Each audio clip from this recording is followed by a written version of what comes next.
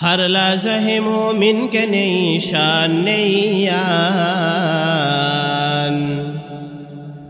हर लज़्हे मोमिन के निशान नैयान, रुफ्तार में किरदार में अल्लाह की बुरहान, रुफ्तार में किरदार में अल्लाह की बुरहान। क़हारी व ग़फ़्फ़ारी व क़ुद्दूसी व जबरूत, क़हारी व ग़फ़्फ़ारी व क़ुद्दूसी व जबरूत, चार अनासर हो तो बनता है मुसलमान, ए चार अनासर हो तो बनता है मुसलमान। हमसाया जिब्रील यमी बंदाए खाकी, हमसाया जिब्रील यमी बंदाए खाकी, है उसका नशीमन न बुखारा न बदख्शा, है उसका नशीमन न बुखारा न बदख्शा। ए राज़ कसी को नहीं मालूम के मोमिन, ए राज़ कसी को नहीं मालूम के मोमिन, कारी नज़र आता है हकीकत में है क़ुरआन, कारी नज़र आता है हकीकत में है क़ुरआन। ला इलाहा इल्लल्लाह, ला इलाहा इल्लल्लाह, ला इलाहा इल्लल्लाह, जार दिले आछे शुधु आल्लाहर भय, जिकिर करे से बसे निरालाय, जार दिले आछे शुधु आल्लाहर भय, जिकिर करे से बसे निरालाय। तार आहार निद्रा भालो लागे ना, तार आहार निद्रा भालो लागे ना, भालो लागे शुधु इल्लल्लाह। ला इलाहा इल्लल्लाह, ला इलाहा इल्लल्लाह, ला इलाहा इल्लल्लाह, मुहम्मदुर रसूलुल्लाह सल्लल्लाहु अलैहि वसल्लम। আলহামদুলিল্লাহ, বৈষম্য বিরোধী ছাত্র আন্দোলন আহত নিহতদের জন্য দোয়া এবং বন্যার্থদের পুনরাবাসনের জন্য এক বিশাল ওয়াজ ও মাহফিলের আয়োজন করা হয়েছে। উক্ত মাহফিলের উপস্থিত আছেন দিগার হজরত ওলামা ইকরাম, মুরব্বিয়ান আযম, বিভিন্ন জায়গা থেকে আগত ইসলাম প্রিয়, কোরআন প্রিয় যুবক ভাইয়েরা, পর্দার আড়ালের অবস্থানরতা পর্দানিশীন মা ও বোনেরা। ও আজকের মাহফিলের প্রধান অতিথি হিসেবে থাকবেন মোহাম্মদ ফয়সাল আহমেদ সরকার, কাউন্সিলর 15 নং ওয়ার্ড, গাজীপুর সিটি কর্পোরেশন। আজকের মাহফিলের সম্মানিত সভাপতি হিসেবে থাকবেন মোহাম্মদ মিজানুর রহমান, মুতাওয়াল্লি, বাসক সড়ক, ঈদগাহ মাঠ, 15 নং ওয়ার্ড, গাজীপুর।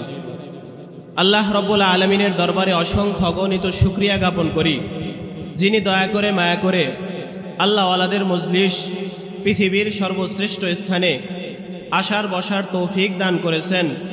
দিল থেকে অন্তর থেকে কালিমাতুশ শুকর আদায় করি, বলি আলহামদুলিল্লাহ। আল্লাহ রব্বুল আলামিন আমাদেরকে তৌফিক দিয়েছেন বিদায় আমরা এই মজলিসে আসতে পেরেছি। আমরা যে আলহামদুলিল্লাহ পড়লাম, কিতাবের ভিতরে আসছে যে ব্যক্তি আল্লাহ রব্বুল আলামিনের কোনো নিয়ামত পাইল, এই নিয়ামত পাওয়ার পরে আল্লাহ রব্বুল আলামিনের দরবারে শুকরিয়া জ্ঞাপন করল। এই আলহামদুলিল্লাহ শব্দের ভিতরে 8টা হরফ আছে। যেই ব্যক্তি এরকমভাবে শুকরিয়া জ্ঞাপন করল, এই 8টা হরফের বদলায় আল্লাহ রব্বুল আলামিন তার এরকমভাবে সাজানো, আল্লাহ রব্বুল আলামিনের গুছানো, আল্লাহ রব্বুল আলামিনের গুছানো, আল্লাহ রব্বুল আলামিনের বানানো যেই 8টা জান্নাত আছে, ওই ব্যক্তির জন্য 8টা জান্নাতের দরজা খুলে দেয়। বলেন সুবহানাল্লাহ। তাহলে আমরা এরকমভাবে এখানে শুকরিয়া জ্ঞাপন করলাম, এই মজলিসে আসলাম, কিছু কোরআন ও হাদিসের কথা বললাম, এবং শুনলাম আল্লাহ রাব্বুল আলামিন আমাদেরকে নেকি দিয়েছেন। আমি কোরআনুল কারীম থেকে ছোট্ট একটি আয়াতে কারিমা তিলাওয়াত করেছি। আকায়ে নামদার তাজেদারে মদিনা সরকারে দো আলম নবী মুহাম্মদুর রাসূলুল্লাহ প্রত্যেকে বলেন সাল্লাল্লাহু আলাইহি ওয়াসাল্লামের অসংখ্য হাদিস থেকে বরকতের জন্য এক টুকরা হাদিস তিলাওয়াত করেছি। উক্ত আয়াত এবং হাদিসে আল্লাহ এবং তার রাসূল সাল্লাল্লাহু আলাইহি ওয়াসাল্লাম আমাদেরকে একটি বিশেষ ঠিকানা দিতেছেন যে আপনার আমার আসল বাড়ি কোথায়। আপনার আমার কথা বলবেন আমার সাথে, আপনার আমার আসল বাড়ি কোথায়। অনেক জায়গায় জিজ্ঞাসা করা হয়, যদি জিজ্ঞাসা করি আপনার আমার আসল বাড়ি কোথায়, তখন এরকমভাবে তারা বলে আমার আপনার আসল বাড়ি হলো কবর জগৎ। আসলে কবর কিন্তু আমাদের আসল বাড়ি নয়, বরং আমাদের আসল বাড়ি কোথায় বলেন তো দেখি, কথা বলেন কথা বলেন। জান্নাত। আমাদের আসল বাড়ি কোথায়? জান্নাত। কবর তো একটা ক্ষণস্থায়ী জায়গা মাত্র। কবরের ভিতরে মৃত্যুর পরে যাওয়ার পরে আমাদের হিসাব নিকাশ হবে, হয়তো জান্নাত অথবা জাহান্নাম। কবর কিন্তু চিরস্থায়ী জায়গা নয়, কবর একটা ক্ষণস্থায়ী জায়গা।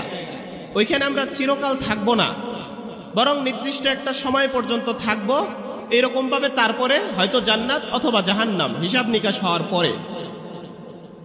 তো আপনার আমার আসল বাড়ির ঠিকানা দিতেছেন যে আমরা যে দুনিয়াতে আসছি, কেন আসছি। দুনিয়াটা এটা চিরস্থায়ী থাকার জায়গা নয়, বরং এটা হলো ক্ষণস্থায়ী জায়গা। আমাদের আসল বাড়ি হলো জান্নাত। এটা কোরআনুল কারীমে আল্লাহ রাব্বুল আলামিন বলছেন।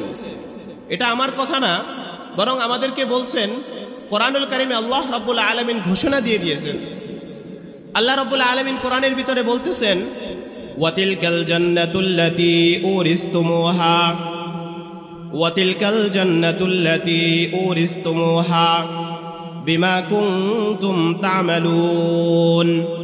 ওই যে জান্নাত, ওইটার ওয়ারাসাত, ওইটার মিরাস, ওইটার প্রত্যেক সম্পত্তি আমি বান্দা তোমাদেরকে দান করলাম। বলেন সুবহানাল্লাহ। তাহলে প্রত্যেক সম্পত্তি আমাদেরকে দান করছেন। কোরআনুল কারীমের ভিতরে এটা ঘোষণাও দিয়ে দিয়েছেন যে ওইটা আমাদের আসল বাড়ি, জান্নাত আমাদের আসল বাড়ি। এবার আসেন, এই জান্নাত কোথায়? এই জান্নাত কোথায়? আমরা তো জান্নাত দেখি না, জান্নাত আমরা দেখি না। জান্নাত হইল কোরআনুল কারীমে আল্লাহ রাব্বুল আলামিন বোঝার জন্য আয়াতে কারিমা নাজিল করেছেন। আয়াতের ভিতরে বলা হয়েছে কুল নাহবিতু মিনহা জামিআ, কুল নাহবিতু মিনহা জামিআ। আমাদের পিতা, আমাদের আদি পিতা হযরত আদম আলাইহিস সালাতু ওয়াস সালামকে যখন এরকমভাবে জান্নাত থেকে আল্লাহ রাব্বুল আলামিন নিচে নামায় দিলেন, আয়াত নাজিল করলেন কুল নাহবিতু মিনহা জামিআ হাবাতা ইয়াহবুতু হুবুতান। এটা অর্থ হলো উপর থেকে নিচে নামা, উপর থেকে নিচে নামা। তাহলে আমাদের বাবা কিন্তু জান্নাতে ছিল আগে। আমাদের পিতা হযরত আদম আলাইহিস সালাতু ওয়াস সালাম এবং আমাদের মা হযরত হাওয়া আলাইহিস সালাতু ওয়াস সালাম, ওনারা জান্নাতে ছিল।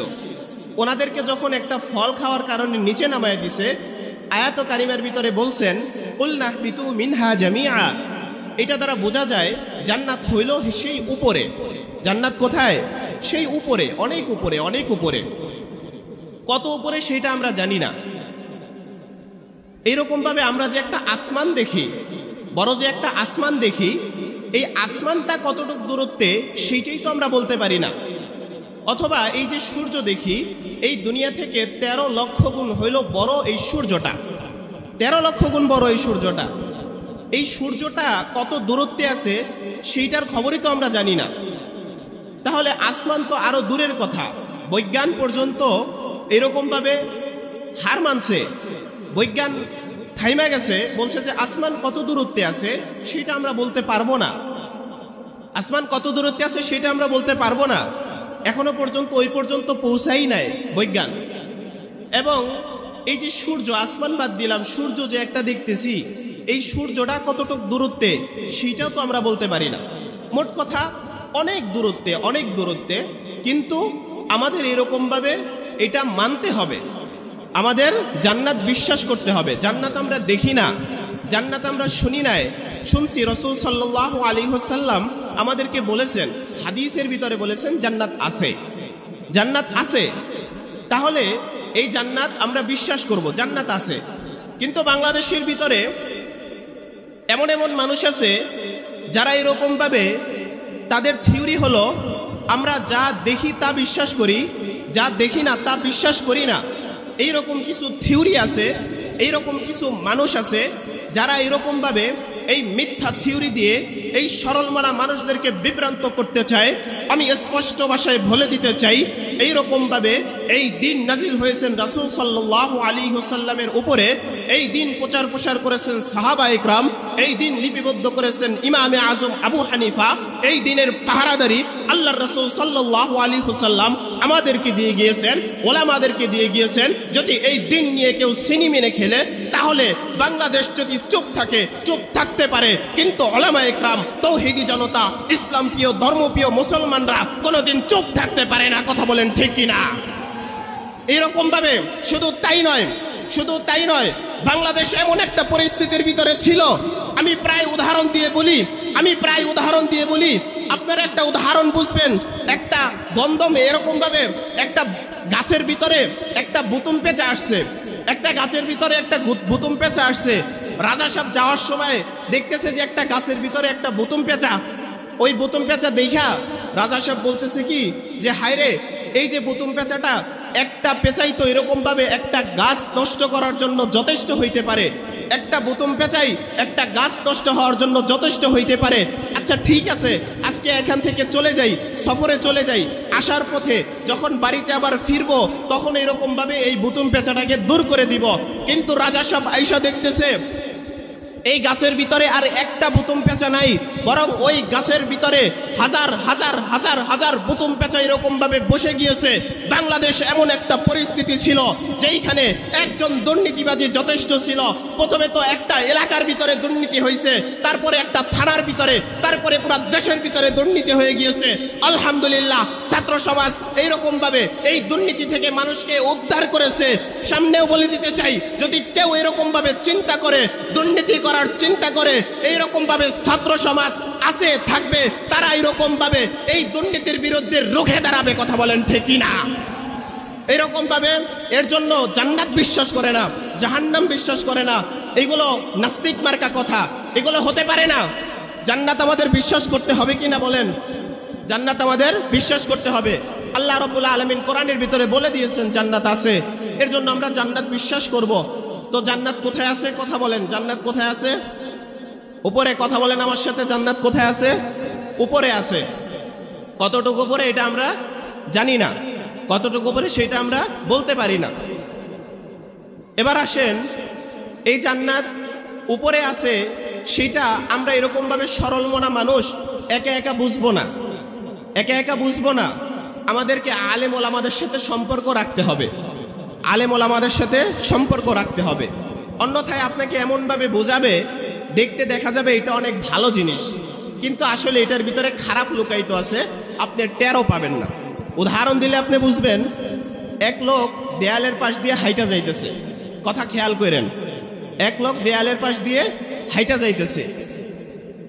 যাইতেছে, আর একটা লোক দেয়ালের নিচে এরকমভাবে বসা, দেয়ালের নিচে বসা রইছে। তো যেই লোকটা হাইটা যাইতেছে সে বলতেছে যে, ভাই, আপনি যে দেয়ালের নিচে বসে আছেন, এই দেয়ালটা একেবারেই ছিন্ন ছিন্ন, একেবারেই দুর্বল। আপনার কি যে কোনো সময় এই দেয়ালটা আপনার উপর পড়ে যাবে, পড়ে যাওয়ার সাথে সাথে আপনি মৃত্যুবরণ করবেন। ওই হাইটা যাওয়া লোকটা বৈশা যাওয়া লোকটাকে বলতেছে। ওই বৈশা যাওয়া লোকটা কইছে ঠিক আছে, সইরা গেছে, ওই দেয়ালের ওখান থেকে কি করছে, সইরা গেছে। সইরা যাওয়ার পরে দেখতেছে যে ঠিকই একটু পরে এরকমভাবে ওই দেয়ালটা ভাঙা গেছে, পুইরা গেছে। আরে সে তো মহা খুশি, এই লোকটা আমার কত বড় উপকার করলো, যে লোকটা হাইটা যাইতেছে সে লোকটা আমার অনেক বড় উপকার করলো, সে তো অনেক খুশি, অনেক খুশি। তো যে লোকটা হাইটা যাইতেছে তাকে এরকমভাবে খুঁজতেছে, খোঁজারখুঁজি করার পরে এক পর্যায়ে পাইছে তাকে, বলতেছে যে, ভাই, আপনার নাম্বারটা আমার কদ্দূর দিয়া যান, আপনার পরিচয়টা আমার একটু দিয়া যান, আপনার সাথে আমি সব সময় যোগাযোগ রাখবো। আপনি এত ভালো একটা কাজ আমার করলেন, এত বড় একটা উপকার করলেন, আপনার সাথে আমি সব সময় যোগাযোগ রাখা চলতে চাই। ওই লোক বলতেছে যে, ভাই, আপনি আমার সাথে যোগাযোগ রাখেন না, আপনি আমার সাথে যোগাযোগ রাখেন না, কারণ আমি অনেক খারাপ একজন লোক। বলতেছে না ভাই আপনি খারাপ লোক হইতে পারেন না। বলতেছে যে না ভাই আমি খারাপ লোকই, আপনি আমার পরিচয় জানলে আর এখানে থাকবেন না। যাই হোক, সে বলতেছে ঠিক আছে পরিচয়টা দেন। পরিচয়টা দিছে। পরিচয়টা দেওয়ার পরে বলতেছে আমার নাম হলো শয়তান। কথা বলেন কি আমার নাম? কথা বলেন আমার নাম কি? শয়তান। সে তো আরে আপনি শয়তান, তাহলে আমার উপকার কেন করলেন? কোরআন শরীফের ভিতরে স্পষ্ট আছে ইন্না শাইতানা লিল ইনসানি আদুউম মুবিন, শয়তান হলো মানুষের প্রকাশ্য শত্রু। আপনি লাভ এরকম ভাবে উপকারটা কেন করলেন? বলতেছে কি ভাই দেখতে দেখা যাইতেছে এটার ভিতরে অনেক উপকার লুকায়িত, অনেক উপকার আপনি দেখা যাইতেছে, কিন্তু ভিতরে যে কি পরিমাণ ক্ষতি লুকায়িত আছে এটা আপনি এখন টের পাবেন না, টের পাবেন মৃত্যুর পরে। বলতেছে ভাই কেমন ক্ষতি লুকায়িত আছে? বলতেছে হাদিস শরীফের ভিতরে আসছে, কিতাবের ভিতরে আসছে, যেই ব্যক্তি দেয়ালের নিচে চাপা পড়ে মৃত্যুবরণ করবে সে ব্যক্তি মৃত্যুবরণ করতে দেরি, খোদার জান্নাতে যাইতে দেরি না। বলেন সুবহানাল্লাহ। বলতেছে যে এই যে নিশ্চিত একটা জান্নাত যে আপনি পাইতেন, কথা বলেন, নিশ্চিত যে একটা জান্নাত যে পাইতেন, দেয়ালের নিচে চাপা পড়তেন আর সাথে সাথে মরে যাইতেন আর জান্নাতে চলে যাইতেন, এই নিশ্চিত জান্নাত থেকে আপনাকে দূরে সরায়া দিছি, মরলে দূরে গিয়া মরেন, নিশ্চিত যে একটা জান্নাত এইটা আপনাকে পাইতে দিব না, এইটা আপনাকে পাইতে দিব না। এবার বলেন আমাদের লাভ করলো নাকি ক্ষতি করলো? বলেন ক্ষতি করলো নাকি লাভ করলো? আজমালা এক বুকজারি এক কার হুয়া, আজমালা এক বুকজারি এক কার হুয়া। ও এলাকার যুবক বাবারা, ব্যবসা বাণিজ্য করেন এমন বন্ধুরা, রাজনীতি করেন এমন বাবারা, সকলকে অনুরোধ করে বলছি বাবা, আলেম ওলামা আমাদের জন্য রহমত, আলেম ওলামা আমাদের জন্য বারাকাত। এইটা আপনারা বুঝবেন না, মৃত্যুবরণ করলেও আলেম ওলামা আমাদের জন্য রহমত, আলেম ওলামা আমাদের জন্য বারাকাত। আল্লামা আনোয়ার শাহ কাশ্মীরি রহমতুল্লাহি আলাইহি উনি ওনার কিতাবের ভিতরে লেখেন, একজন বড় আল্লাহওয়ালা রাস্তা দিয়ে হাইটা যাইতেছেন, পথের মধ্যে দেখতেছেন একটা কবরস্থান। হুজুর ওখানে দাঁড়ায় দাঁড়ায় মুরাকাবা করলেন। মুরাকাবা করে দেখতেছেন প্রত্যেকটা কবরের ভিতরে আযাব আর গজব হইতেছে। আযাবুল কবরি হাক্কুন, এরকম ভাবে কবরের আযাব সত্য। কারামাতুল আউলিয়া হাক্কুন, ওলি আল্লাহদের কাশফ কারামত এইটাও সত্য। হুজুর ওখানে দাঁড়ায় দাঁড়ায় দোয়া করলেন, হায় আল্লাহ এই কবরের সকলকে আপনি মাফ করে দেন, হায় আল্লাহ এই কবরের সকলকে আপনি ক্ষমা করে দেন। হুজুর ওখান থেকে চলে গেলেন। কিছুদিন পরে হুজুর আবার আসলেন, আসার পরে দেখতেছেন ওই কবরের ভিতরে আবার আযাব হইতেছে। দোয়া করলেন, ওখান থেকে চলে গেলেন।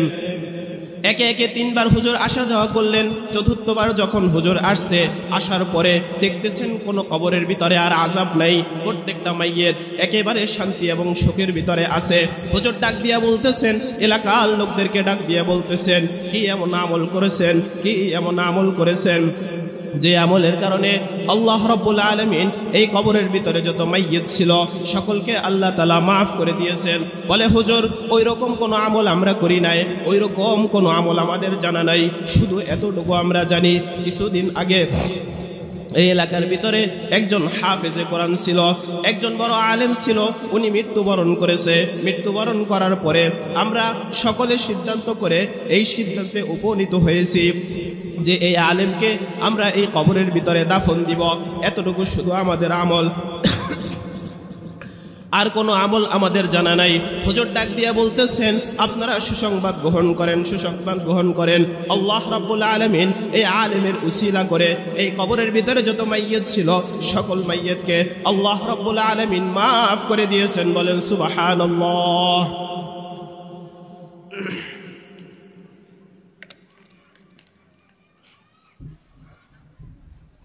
তাহলে আলেম ওলামা আমাদের জন্য রহমত, আলেম ওলামা আমাদের জন্য রহমত। ওনারা মৃত্যুবরণ করলেও আমাদের জন্য রহমত, এরকমভাবে জীবিত থাকলেও আমাদের জন্য রহমত। এর জন্য এরকমভাবে তাদের সাথে মুনাসাবাত তৈরি করে, এরকমভাবে তাদের সাথে মিলে এরকমভাবে আমাদের চলাফেরা করা চাই। তো যে আলোচনা আমি বলতেছিলাম, এরকমভাবে জান্নাত কোথায়? জান্নাত তো সেই উপরে। আমরা এরকমভাবে এটার পাইলাম, এটার দলিল পাইলাম যে আল্লাহ রাব্বুল আলামিন জান্নাত বানায় রাখছেন। সূরাতুন নাজমের ভিতরে আল্লাহ রাব্বুল আলামিন বলেছেন, ওয়ালাকাদ রাআহু নাজলাতান উখরা ইনদা সিদরাতিল মুনতাহা ইনদাহা জান্নাতুল মাওয়া, এরকম ভাবে সিদরাতুল মুনতাহার পাশেই আল্লাহ রাব্বুল আলামিন জান্নাতুল মাওয়া বানিয়ে রেখেছেন। বলেন সুবহানাল্লাহ। তাহলে জান্নাত হলো সেই উপরে, অনেক উপরে, অনেক উপরে। এবার আসেন, এই জান্নাত কত বড়, এই জান্নাত কত বড়। ফজলুল বারীর ভিতরে আল্লামা শাব্বির আহমদ উসমানী রহমতুল্লাহি আলাইহি ঘটনা আনছেন। হযরত ইউসুফ আলাইহিস সালাতু ওয়াস সালামকে ওনার 10 ভাই এরকমভাবে কূপের ভিতরে ফালায় দিছে, কূপের ভিতরে ফালায় দিছে। কূপের ভিতরে ফালায় দেওয়ার পরে হযরত জিবরিল আমিন ওই সময় সিদরাতুল মুনতাহায় ছিল।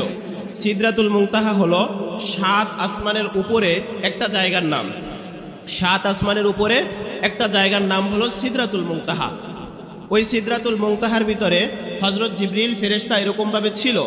আল্লাহ রাব্বুল আলামিন জিবরিল ফেরেশতাকে ডাক দিয়ে বলতেছে, আরে জিবরাইল, এই যে হযরত ইউসুফ আমার বন্ধু এরকমভাবে তাকে 10 ভাই কূপের ভিতরে ফালায় দিছে, তুমি তাড়াতাড়ি যাও, তাড়াতাড়ি যাও।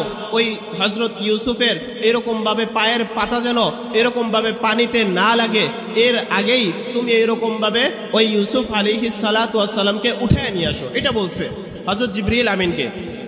এবার আপনারা বুঝেন, একটা ঢিল যদি আমরা পুকুরের ভিতরে ফালাই, পুকুরের ভিতরে ফালানোর সাথে সাথে কতক্ষণ বার লাগে এই ঢিলটা পড়তে? হাইস্ট হইলে 2-3 সেকেন্ড সময় লাগে। তো হযরত ইউসুফকে তার এরকমভাবে 10 ভাই কূপের ভিতরে ফালায়া দিছে। ফালায়া দেওয়ার পরে আল্লাহ রাব্বুল আলামিন জিবরিল ফেরেশতাকে ডাক দিয়ে বলতেছে যে যাও যাও এরকমভাবে তাকে উঠায় নিয়ে আসো। তো ওই সময় জিবরিল ফেরেশতা এরকমভাবে ওখান থেকে রওনা দিছে ফালানোর পরে। কথা খেয়াল করবেন, ফালানোর পরে তো হযরত জিবরিল আমিন এত গতিতে আসছে, এত গতিতে আসছে, এত দূর গতিতে আসছে যে এরকমভাবে হযরত জিবরিল ফেরেশতা হযরত ইউসুফ আলাইহিস সালাতু ওয়াস সালামকে এত দূর গতিতে আসছে, আসার হযরত ইউসুফ আলাইহিস সালাতু ওয়াস সালামের পায়ের পাতা এরকমভাবে পানিতে লাগার আগেই হযরত এরকমভাবে ইউসুফ আলাইহিস সালাতু ওয়াস সালামকে উঠায় নিয়ে আসছে। বলেন সুবহানাল্লাহ। এত গতি, এত গতি, হযরত জিবরিল ফেরেশতার এত গতি, এত দূরত্বে তিনি আসতে পারে। এই হলো একটা ঘটনা।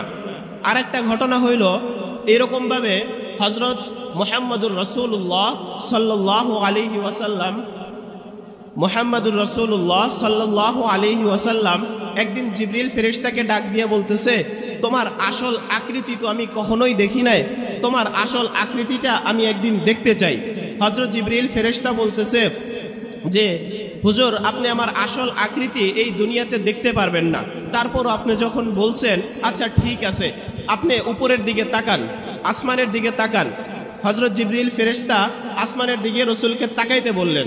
রাসূল সাল্লাল্লাহু আলাইহি ওয়াসাল্লাম আসমানের দিক তাকাইলেন। তাকানোর পরে দেখতেছে পুরা আকাশটা একেবারে মেঘাচ্ছন্ন হয়ে গিয়েছে, কালো হয়ে গিয়েছে। একটু পরে রাসূল নিচে তাকাইলেন। জিবরিল ফেরেশতা বলতেছে, ইয়া রাসূলুল্লাহ, আপনি কি দেখলেন? বলতেছে যে কই কিছুই তো দেখলাম না, শুধু দেখলাম পুরা আসমানটা একেবারে মেঘাচ্ছন্ন কালো হয়ে গিয়েছে।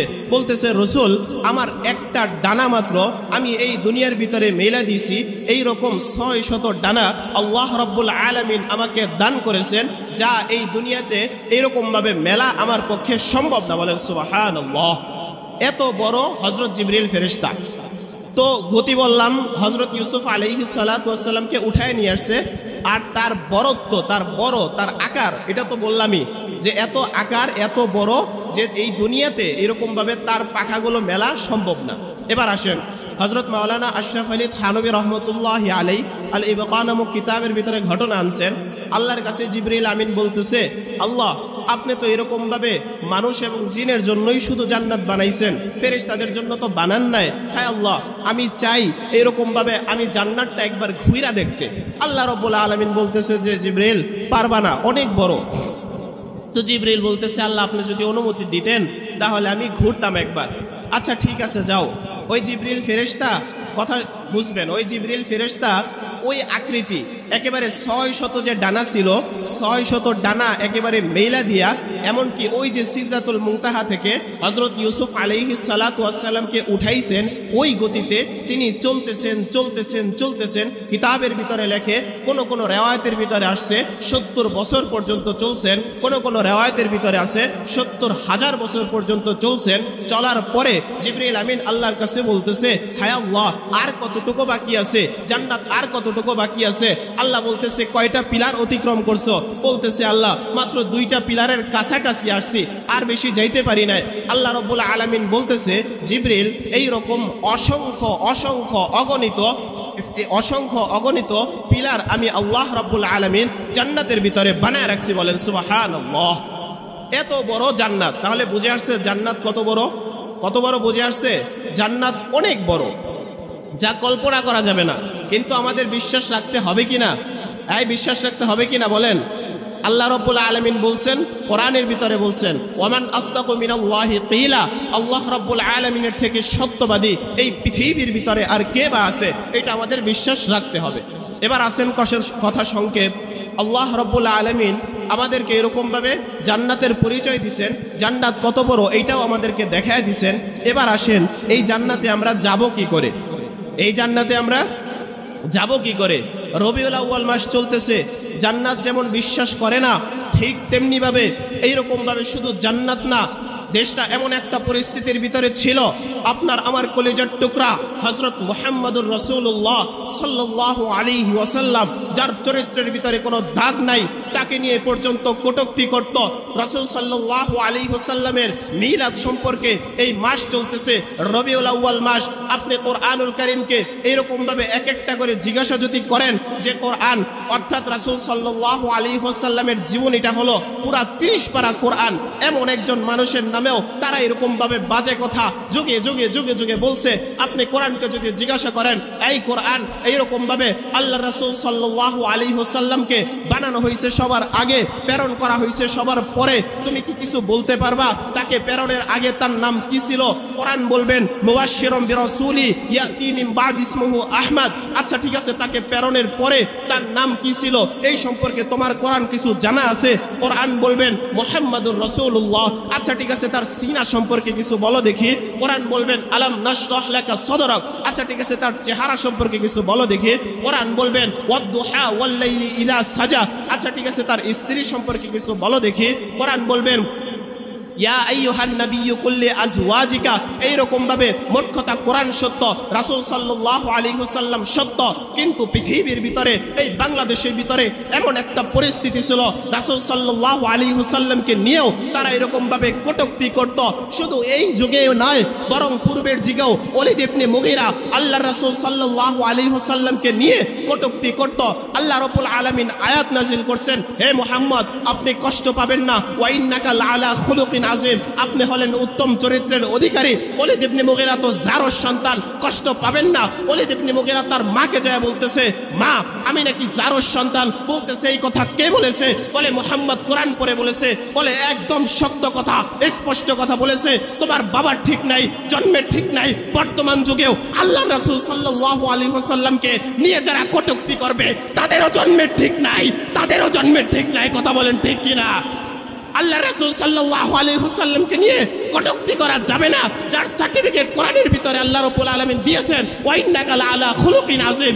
এর জন্য লা ইউমিনু আহাদুকুম হাত্তা আকুনা আহাব্বা ইলাইহি মিন ওয়ালিদিহি ওয়া ওয়ালাদিহি ওয়ান নাসি আজমাইন। আপনি যদি আপনার নিজের থেকে, আপনার বাবা মা থেকে, আপনার পরিবার থেকে, আপনার সংসার থেকে, আপনার এলাকা থেকে রাসূলকে যদি পরিপূর্ণ ভালো না বাসেন, আপনি মুমিন হতে পারবেন না, আপনি মুমিন হতে পারবেন না।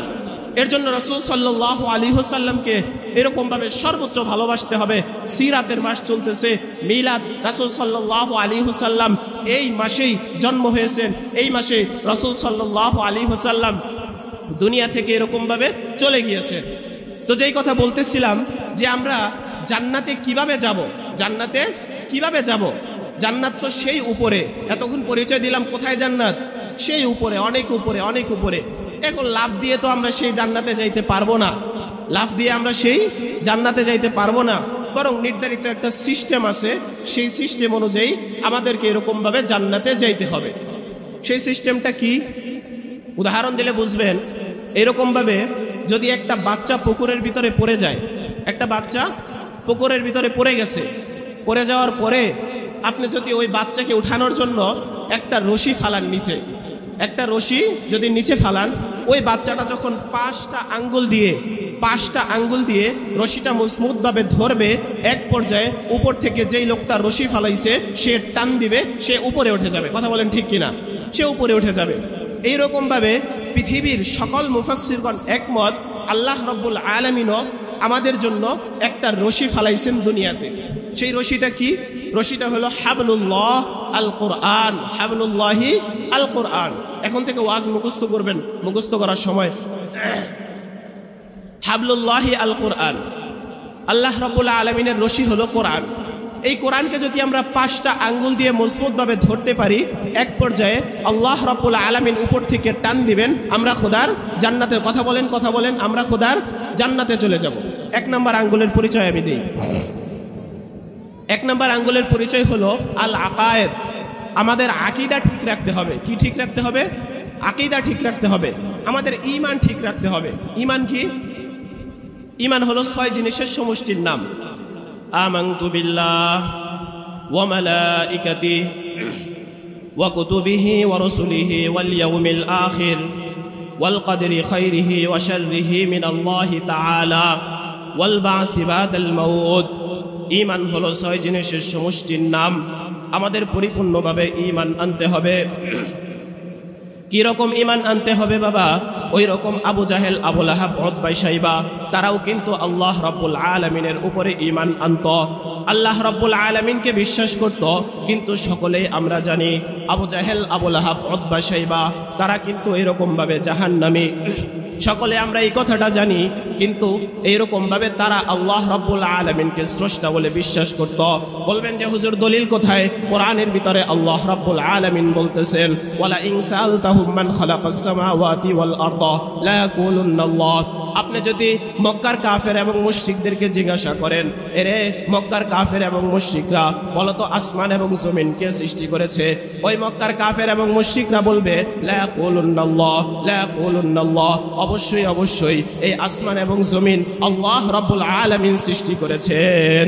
তাহলে দেখেন, আবু জাহেল, আবু লাহাব, উতবা, শাইবা তারা নিশ্চিতভাবে জাহান্নামী, সবাই জানে। এত ঘৃণিত কোনো পৃথিবীর ভিতরে আজ পর্যন্ত আবু জাহেল, আবু লাহাব, উতবা, শাইবা এইরকমভাবে এই নামে কারো নামকরণ করছে কোনোদিন? এই কথা বলেন, করছে কোনোদিন? কেউই করে নাই, কেউ করে নাই। এত অভিশপ্ত। কিন্তু তারাও কিন্তু আল্লাহ রাব্বুল আলামিনকে স্রষ্টা বলে মানত, আল্লাহ রাব্বুল আলামিনকে বিশ্বাস করত। দলিল আমি বললাম, ওয়ালা ইন সাআলতাহুম মান খালাকাস সামাওয়াতি ওয়াল আরদা। আপনি যদি এরকমভাবে মক্কার কাফের এবং মুশরিকদেরকে জিজ্ঞাসা করেন, এই মক্কার কাফের এবং মুশরিক বলো তো দেখি এই আসমান জমিন কে সৃষ্টি করেছে? তারা বলে হ্যাঁ, লা ইয়াকুলুন্নাল্লাহ। কিন্তু তারা তারপরও কেন জাহান্নামী? তারা আল্লাহ রাব্বুল আলামিনকে স্রষ্টা বলে মানত, তারপরও তারা কেন জাহান্নামী? শাইখুল হাদিস জাকারিয়া রহমতুল্লাহি আলাইহি বলছেন, আমরা হজের ভিতরে একটা তালবিয়া পাঠ করি, লাব্বাইক আল্লাহুম্মা লাব্বাইক লা শারীকা লাকা লাব্বাইক ইন্নাল হামদা ওয়ান নি'মাতা লাকা ওয়াল মুলক লা শারীকা লাক। এই তালবিয়াটার সারাংশ হইল আল্লাহ রাব্বুল আলামিন এক, আল্লাহ রাব্বুল আলামিন অদ্বিতীয়, তার কোনো শরীক নাই। কিন্তু এই তালবিয়াটা আবু জাহেল, আবু লাহাব, উতবা, শাইবা তারাও পড়ে, কিন্তু একটু শব্দ বাড়ায়। কি শব্দটা? ইল্লা শারীকান হুয়া লাকা তামলিকুহু ওয়া মা মালাক। হ্যাঁ, এই আসমান এবং জমিন আল্লাহ রাব্বুল আলামিন সৃষ্টি করছেন, এইটা ঠিক আছে। কিন্তু আল্লাহ রাব্বুল আলামিনের সাথে এই পুরা বাংলাদেশটা যেরকমভাবে একজন চালাইতে পারে না, প্রত্যেক জায়গায় জায়গায় মন্ত্রী লাগে, প্রত্যেক জায়গায় জায়গায় এরকমভাবে এমপি লাগে, কাউন্সিলর লাগে, এরকমভাবে আল্লাহ রাব্বুল আলামিন পৃথিবীটা একা চালাইতে পারে না। বরং এই পৃথিবীটা চালানোর জন্য তার সাথে কিছু সহযোগী আছে, তাদের নাম হলো লাত, উজ্জা, মানাত। লাত, উজ্জা, মানাত তারা এরকমভাবে আল্লাহ রাব্বুল আলামিনের সাথে সহযোগিতা করেন। তো আমাদের বাংলাদেশেও এরকম কিছু ভাই আছে, হ্যাঁ আল্লাহ রাব্বুল আলামিন স্রষ্টা ঠিক আছে, কিন্তু সন্তান দেয় বাবা। সন্তান কে দেয়? বাবা। সন্তান দেয় মাজার, সন্তান দেয় বাবা। এই আকীদা আমাদের পোষণ করলে হবে না, বরং আল্লাহ রাব্বুল আলামিন সব দেয়। আল্লাহ রাব্বুল আলামিন এক এবং অদ্বিতীয়। তিনি এরকমভাবে রিজিক দেন, তিনি আমাদেরকে খাওয়ান, তিনি আমাদেরকে সন্তান দেন। আবু জাহেল, আবু লাহাব, উতবা, শাইবা জাহান্নামী কেন? আল্লাহকে মানত, কিন্তু তারা শরীক করত। কি করত? এই কথা বলেন, কি করত? শরীক করত। আল্লাহ রাব্বুল আলামিনের সাথে শরীক করত। লাত, উজ্জা, মানাত তাদেরকে এরকমভাবে শরীক করত। তো আমাদের এরকম শিরকি ঈমান থাকলে হবে না। আমাদের একেবারে পরিপূর্ণ ঈমান আমাদের থাকতে হবে। আল্লাহ রাসূল সাল্লাল্লাহু আলাইহি ওয়াসাল্লামের উপরে পরিপূর্ণ বিশ্বাস, পরিপূর্ণ ঈমান এরকমভাবে আমাদের থাকতে হবে। কি পরিমাণ ঈমান! এরকমভাবে সাহাবা ইকরাম আল্লাহ রাসূল সাল্লাল্লাহু আলাইহি ওয়াসাল্লামের প্রতি দেখাইছেন। বহু ঘটনা আছে। মুতা নামক যুদ্ধ, আল্লাহ রাসূল সাল্লাল্লাহু আলাইহি ওয়াসাল্লাম তিনজন সাহাবীর নাম উল্লেখ করেছেন। মুতা নামক যুদ্ধ এইরকম ভাবে আল্লাহ রাসূল সাল্লাল্লাহু আলাইহি ওয়াসাল্লাম বলতেছে, আরে তিনজন সাহাবী এই মুতা নামক যুদ্ধে তোমরা যাবা। প্রথম সাহাবী, প্রথম সেনাপতির নাম হলো যায়েদ ইবনে হারেসা। যায়েদ ইবনে হারেসা যদি শহীদ হইয়া যায় তাহলে এই যুদ্ধের প্রধান সেনাপতি হবেন জাফর ইবনে আবি তালেব। জাফর ইবনে আবি তালেব যদি শহীদ হইয়া যায় তাহলে এই যুদ্ধের প্রধান সেনাপতি হবে আব্দুল্লাহ ইবনে রাওয়াহা। তিনজন সাহাবীর নাম আল্লাহ রাসূল সাল্লাল্লাহু আলাইহি ওয়াসাল্লাম উল্লেখ করলেন। উল্লেখ করার পরে তিনজন সাহাবীকে মক্কার কাফের এবং মুশরিকরা ডাক দিয়া বলতেছে, এরে তিনজন সাহাবী, তোমরা আর কখনো মদিনায় ফিরে আসবে না। আল্লাহ রাসূল সাল্লাল্লাহু আলাইহি ওয়াসাল্লামের মুখ থেকে যদি কারো মৃত্যুর সংবাদ বের হয় আর কোনোদিন এরকম ভাবে তারা মদিনাতে ফিরে আসে না। তিনজন সাহাবী ডাক দিয়ে বলতেছে, এরে মক্কার কাফের এবং মুশরিকেরা, দূর হয়ে যা, দূর হয়ে যা। আল্লাহর রাসূল সাল্লাল্লাহু আলাইহি ওয়াসাল্লামের কথা বাস্তবায়ন করার জন্য আমাদের জীবন যদি দিতে হয় আমরা জীবন দিয়ে দিব। আল্লাহর রাসূল সাল্লাল্লাহু আলাইহি ওয়াসাল্লামের কথা বাস্তবায়ন করার জন্য যদি স্ত্রী বিধবা করতে হয় আমরা করতে রাজি আছি, তোদের কথা আমরা শুনবো না। যাই হোক বাবা, তিনজন সাহাবী মুতা নামক যুদ্ধ চলে গেলেন। আল্লাহর রাসূল বাড়িতে বসে বসে, মসজিদে নববীতে বসে বসে পুরা যুদ্ধের চিত্রটা দেখতেছে।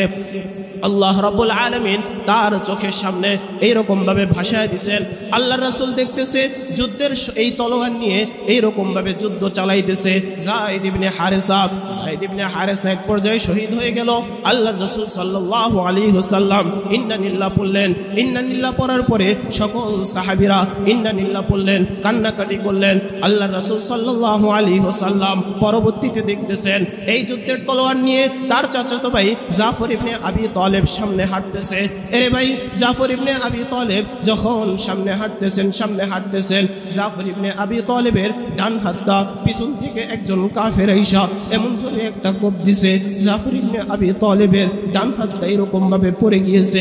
একটু পরে জাফর ইবনে আবি তালেব এই তলোয়ার পড়তে দেন নাই, এই তলোয়ার বাম হাতে নিয়ে তিনি যুদ্ধ চালাইতেছেন। এক পর্যায়ে জাফর ইবনে আবি তালেবের বাম হাতটাও এরকম ভাবে কাইটা দিছে। জাফর ইবনে আবি তালেব তারপরও ইসলামের পতাকা নিচে এরকম ভাবে পড়তে দেন নাই। মুখের ভিতরে কামড় দিয়া জাফর ইবনে আবি তালেব যুদ্ধ চালায় নিতেছেন। এরে বাবা, আপনারা একটু খেয়াল করে দেখেন না, দুইটা হাত তার এরকম ভাবে নাই, কল্লাটাও কাটা। এইরকম ভাবে এই জাফর ইবনে আবি তালেব আল্লাহর প্রেমে শহীদ হয়ে গেল। আল্লাহর রাসূল সাল্লাল্লাহু আলাইহি ওয়াসাল্লামের এইরকম ভাবে তার কথা বাস্তবায়ন করার জন্য আল্লাহর রাসূল সাল্লাল্লাহু আলাইহি ওয়াসাল্লাম এইরকম ভাবে তার কথা বাস্তবায়ন করার জন্য জাফর ইবনে আবি তালেব শহীদ হয়ে গেল। এক পর্যায়ে আব্দুল্লাহ ইবনে রাওয়াহা এইরকম ভাবে যুদ্ধের তলোয়ার নিলেন। যুদ্ধের তলোয়ার নিয়ে তিনি এরকম ভাবে চালাইতেছেন। এক পর্যায়ে তিনি শহীদ হয়ে গেলেন। মোট কথা তিনজন সাহাবী শহীদ হয়ে গিয়েছেন। তারপরে খালিদ বিন ওয়ালিদ রাদিয়াল্লাহু তাআলা আনহু, উনি এইরকম ভাবে যুদ্ধের এইরকম ভাবে তলোয়ার নিয়ে এই যুদ্ধ চালাইতেছেন। এক পর্যায়ে মুসলমানরা ওই মুতা নামক যুদ্ধে বিজয় হয়ে গিয়েছেন। আমার বোঝানোর উদ্দেশ্য হলো আল্লাহর রাসূল সাল্লাল্লাহু আলাইহি ওয়াসাল্লামের কথা কি রকম ভাবে বাস্তবায়ন করতেন ওই রকম বাবা পাবেন না। এর জন্য কবি শেরের ভিতরে বলেন, মাই উনকে সওয়া কিসকে ফিদা হুয়ে বাতা দে, মাই উনকে সওয়া কিসকে ফিদা হুয়ে বাতা দে, লা মুঝকো দেখা উনকে দরা কুয়ে আগার হে, লা মুঝকো দেখা উনকে দরা কুয়ে আগার হে। ওই রকম ভাবে সাহাবী এরকম ভাবে আল্লাহ রাসূল সাল্লাল্লাহু আলাইহি ওয়াসাল্লাম এর জন্য আশিক। আর কে বা এরকম ভাবে হতে পারবে? এর জন্য আমাদের ঈমান ঠিক রাখতে হবে। ঈমান কি করতে হবে? ঠিক রাখতে হবে। ঈমান যদি আমরা ঠিক রাখি তাহলে আমাদের একটা আঙ্গুল মজবুত হয়ে গেল। 2 নাম্বার আঙ্গুলের নাম হলো আল ইবাদত। আমাদের ইবাদত ঠিক রাখতে হবে। ইবাদতের ভিতরে অন্যতম হলো নামাজ। আমাদের নামাজ ঠিক রাখতে হবে ভাই। আল্লাহ রাসূল সাল্লাল্লাহু আলাইহি ওয়াসাল্লাম এই মাসের ভিতরে চলে গিয়েছেন। আল্লাহ রাসূল সাল্লাল্লাহু আলাইহি ওয়াসাল্লাম এই মাসে চলে যাওয়ার শেষ মুহূর্তে যেই কথাটা তার মুখের ভিতরে ছিল, সলাৎ সলাৎ সলাৎ, নামাজ নামাজ নামাজ, আমার উম্মত যেন নামাজ পড়ে। ভাই আজকে মাহফিল থেকে আমরা ওয়াদা করি, সকলেই আমরা প্রতিদিন 5 ওয়াক্ত নামাজ পড়বো, ওয়াদা করি ইনশাল্লাহ। কে কে পড়বো? ইনশাল্লাহ কে কে পড়বো? আল্লাহ রাব্বুল আলামিন তৌফিক দান করুক সাধ্য মতো। এর জন্য এই নামাজ ইবাদতের ভিতরে অন্যতম হলো নামাজ। এই নামাজ আমাদের ঠিক রাখতে হবে। নামাজ পড়তে গিয়ে মুসল্লি অনেক ধরনের হয়ে যায়।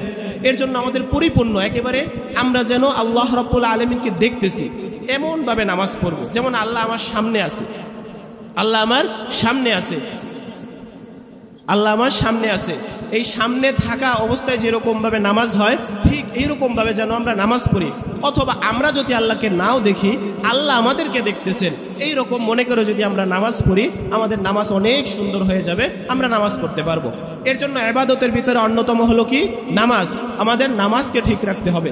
1 নম্বর আঙ্গুলের নাম হলো আল আকায়েদ, আমাদের আকীদা ঠিক রাখতে হবে অর্থাৎ ঈমান। 2 নম্বর আঙ্গুলের নাম হলো ইবাদত, আমাদের ইবাদত ঠিক রাখতে হবে। ইবাদত যদি আমরা ঠিক রাখি, ইবাদতের অন্যতম হলো নামাজ, এই নামাজটা ঠিক রাখেন ইনশাল্লাহ সব ঠিক হয়ে যাবে। 3 নম্বর আঙ্গুলের নাম হলো মুআমালাত, আমাদের মুআমালাত ঠিক রাখতে হবে অর্থাৎ লেনদেন। আমাদের এখানে মাশাআল্লাহ অনেক দোকান, এই দোকানের লেনদেন আমরা একেবারে সলিডভাবে করব, লেনদেন একেবারে সলিডভাবে করব। এই লেনদেন যদি আমরা সলিডভাবে করতে পারি, তাহলে আমাদের 3 নম্বর আঙ্গুলের নাম, 3 নম্বর আঙ্গুল আমাদের জন্য মজবুত হয়ে গেল। এর জন্য মুআমালাত আমরা ঠিক রাখবো, মুআমালাত। তারপরে 4 নম্বর আঙ্গুলের নাম হলো মুআশারাত, আমাদের আচার ব্যবহার ঠিক রাখতে হবে। ভাই 5টা জিনিস মনে রাখবেন, বাড়িতে এই 5টা জিনিস নিয়ে যাবেন। 1 নম্বর আঙ্গুলের নাম হলো আল আকায়েদ, ঈমান, ঈমান আমাদের ঠিক রাখতে হবে। 2 নম্বর হলো ইবাদত ঠিক রাখতে হবে। 3 নম্বর হলো মুআমালাত, আমাদের মুআমালাত ঠিক রাখতে হবে অর্থাৎ উত্তম লেনদেন। 4 নম্বর হলো মুআশারাত, আমাদের মুআশারাত ঠিক রাখতে হবে অর্থাৎ আচার ব্যবহার ঠিক রাখতে হবে। 5 নম্বর আঙ্গুলের নাম হলো আখলাক, আমাদের আখলাক ঠিক রাখতে হবে। আমরা যদি আখলাক ঠিক রাখি, কেমন আখলাক রাসূল সাল্লাল্লাহু আলাইহি ওয়াসাল্লামের ছিল আমরা একটু কল্পনা করি। রাসূল সাল্লামের কেমন আখলাক ছিল? আখলাক 3 ধরনের। একটা হলো খুলুকে হাসান, খুলুকে আজিম, খুলুকে কারিম। আমি বাংলায় বলি, 1 নম্বর আখলাক হলো আপনাকে কেউ মারছে, আপনিও তাকে একটা মাইর দিচ্ছেন, এটা জায়েজ আছে, দিতে পারবেন। 2 নম্বর হলো আপনাকে কেউ মারছে, আপনি তাকে মাইর দেন নাই কিন্তু তাকে মাফ করে দিচ্ছেন, এটাও জায়েজ আছে। এই 2টার কোনোটাই রাসূলের ছিল না। 3 নম্বরটা হলো আপনাকে কেউ মারছে, আপনি তাকে মাফও করে দিয়েছেন, আবার তাকে বলতেছেন যে ভাই আপনি কি ব্যথা পাইছেন কিনা, বাসায় যাওয়ার জন্য আমি কত সাহায্য করি আপনাকে। এই 3 নম্বর আখলাক হলো রাসূল সাল্লাল্লাহু আলাইহি ওয়াসাল্লামের ছিল। আমাদের আখলাক ঠিক রাখতে হবে। তাহলে 1 নম্বর আঙ্গুলের নাম হলো আল আকায়েদ, আকীদা ঠিক রাখতে হবে। 2 নম্বর হলো মুআমালাত, 2 নম্বর হলো ইবাদত ঠিক রাখতে হবে। 3 নম্বর হলো মুআশারাত ঠিক রাখতে হবে। 4 নম্বর হলো এরকমভাবে, 5 নম্বর হলো এরকমভাবে আখলাক, আমাদের আখলাক ঠিক রাখতে হবে। এই 5টা আঙ্গুলকে মজবুত করে যখন আমরা কোরআন নামক রশিকে মজবুতভাবে ধরবো, আল্লাহ রাব্বুল আলামিন টান দিবেন, আমরা খোদার জান্নাতে চলে যাব। বলেন সুবহানাল্লাহ। তাহলে আমরা এই নামাজ, বিশেষ করে নামাজটা আমরা পড়বো তো ইনশাল্লাহ, পড়বো তো? এই কথা বলেন, পড়বো তো ইনশাল্লাহ? আল্লাহ রাব্বুল আলামিন কবুল করুক।